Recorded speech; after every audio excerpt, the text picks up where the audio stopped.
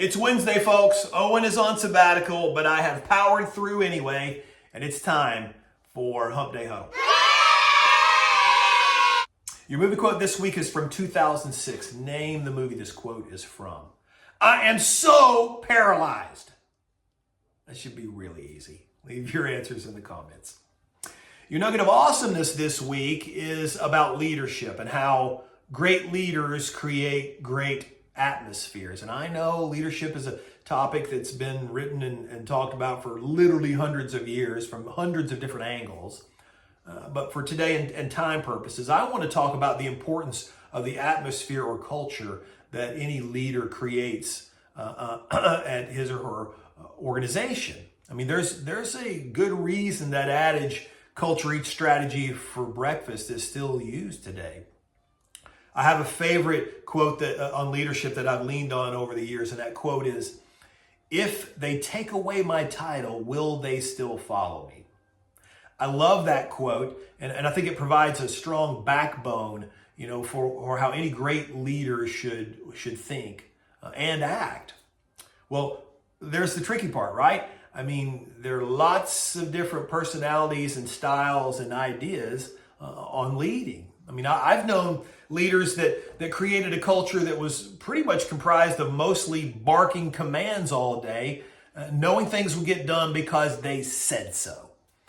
And while I admit things mostly got done, all you had to do was look around the place and look at the employees, their demeanor, their interactions with each other. This was just a paycheck for them. There was no personal or professional satisfaction in their job. Certainly no big picture, mentality when it came to the success of the overall operation. Listen to me when I say this. If the nameplate on your desk is the only reason someone is listening to you, you are never, ever going to get the best out of those folks. I think a much better path is creating an atmosphere of buy-in, of caring, shared goals, building relationships, not only with the folks that you do business with, but with your fellow employees.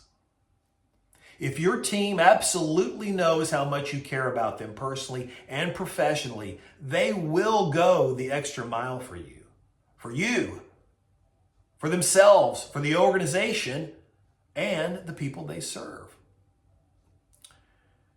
In his awesome book, Good to Great, a guy named Jim Collins wrote, he talked about some leaders being workhorses and some being show horses. And there's healthy debate on, which one of those is most effective. But I think that some combination of those two produces the best and most effective, leaders. Now, that's a hell of a lot easier said than done, particularly if you have a style that leans hard one way. The important thing is that you recognize that other horse, what it can bring to the table and how it can help kind of round you out.